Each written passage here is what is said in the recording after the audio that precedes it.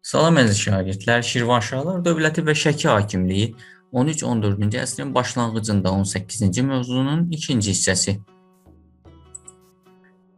Şirvanşahının qoşunu, 1-ci İbrahimin qoşunu Əmir Teymurun Qızıl Ordu və Osmanlı dövlətləri üzərinə yürüşlərində onun müttəfiqi kimi yaxından iştirak etdi. Əmir Teymur öldükdən sonra 1405-ci ildə Azərbaycanda hakimiyyət uğrunda mübarizə gücləndi. Bu mübarizədə Teymurilər, Şirvanşahlar, Cəlalilər, Baharlılar, yəni Qaraqoyunlular mühüm rol oynayırdı. Teymurilərin zəifləməsindən istifadə edən 1-ci İbrahim Azərbaycanı birləşdirmək fikrinə düşdü. O, Gəncəni və Qarabağın xeyli hissəsini tutdu və Təbriz əhalinin müraciəti əsasında 1406-cı ildə Təbrizə daxil oldu. Biz keçən mövzumuzda bu haqda ətraflı məlumat vermişdik.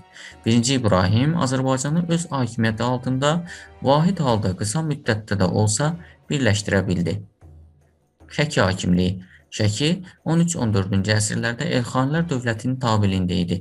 Bu əsrlərin qovşağında Şəkini Elxanilərin vəziri olan Fəzlullah Rəşidəddinin oğlu Cəlal idarə edirdi. 14-cü əsrin 30-cu illərində Elxanilər dövlətinin tənəzzülü və parçalanması nəticəsində Şəki feodal hakimliyi daxili müstəqillik əldə etdi və hakimiyyətə Oyrat sülaləsi gəldi. Teymurun ilk yürüşü zamanı Şəki hakimliyi. Əmir Teymur ilk yürüşü zamanı Şəki hakimliyi üzərinə də qoşun göndərdi və Şəki hakimliyi itaat altına alındı. Lakin Əmir Teymurun Azərbaycanı tərk etdikdən sonra Şəki hakimi Seyid Əli müstəqil siyasət yeritməyə başladı. Teymurun ikinci yürüşü zamanı Şəki hakimliyi Teymurilər Şəkini və ətraf əraziləri bir daha qarət edib dağıtdılar. Seyid Əli Teymurilərə qarşı ittifaqa girib Əlincənin müdafiəçilərinə kömək etdi.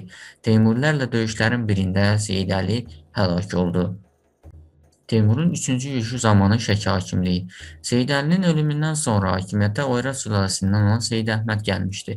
Seyid Əhməd Şirvanşah 1-ci İbrahimin vasitəçiliyi ilə Teymurun 1399-cu ili yürüşü zamanı Teymurun hüzuruna getdi və qiymətli hədiyyələr apardı. Teymur Seyid Əhmədi bağışladı və onu Şəki hakimi kimi tanıdı. Şəki hakimliyi uzun müddət ərzində daxili müstəqilliyini qoruyub saxlaya bildi. 1551-ci ildə Səfəvilər dövləti tərəfindən ləğv ediləcək. Diqqətinizə görə təşəkkür edirik.